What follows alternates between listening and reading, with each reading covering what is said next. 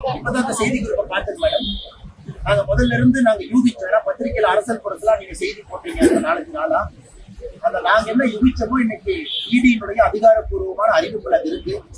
அதனால நாங்க வைந்தது உண்மைதான். 1000 கோடி ரூபாய்க்கு மேல இதுல கிட்பேக் கமிஷன் நடந்திருக்கு. நிச்சயமாக சத்தீஸ்கர், டெல்லி என்ன லிக்கர் ஸ்கேம் என்ன நடந்ததோ அதை விட பெரிதாக சென்னை லிக்கர் ஸ்கேம் இருக்கும் என்கின்ற ஒரு எண்ணம் எங்களுக்கு இருக்கு. இதையெல்லாம் மறைக்கிறதுக்கு தான் தமிழக அரசு இன்னைக்கு இந்த சிம்பிளை மாத்துறது, வேல்யூவை மாத்துறது, புதுசா ஏதோ ஒரு கண்ணாமூச்சி விளையாட்டுக்காக நிச்சயமாக வருகின்ற நாட்கள் பூதாகரமாக மாறும். முதலமைச்சருடைய நேரடி பார்வையிலிருக்கு அந்த டாஸ்மாக் துறையினுடைய அந்த அமைச்சர் இப்பதான் சிறைக்கு போயிட்டு வெளியே வந்தாரு.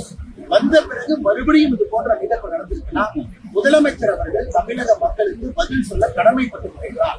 தமிழ்நாட்டில் டாஸ்மாக் 1000 கோடி ரூபாய்க்கு மேல கிட்பேக், இது கமிஷன் ஊழல் என்று சொல்வதை விட இதுல கிட்பேக் நடக்குது. டாஸ்மார்க்கு முறையா பயன்படுத்தாம, லிக்கர் கம்பெனியை முறையா பயன்படுத்தாம, பேக்கான சீல் வச்சு பிளாக் மார்க்கெட்ல தனியா கலால் சுத்த வரிக்கு உட்படாம வெளியே கொண்டு வந்து இவ்வளவு பெரிய மோசடியாளர் இருக்கிறாங்க.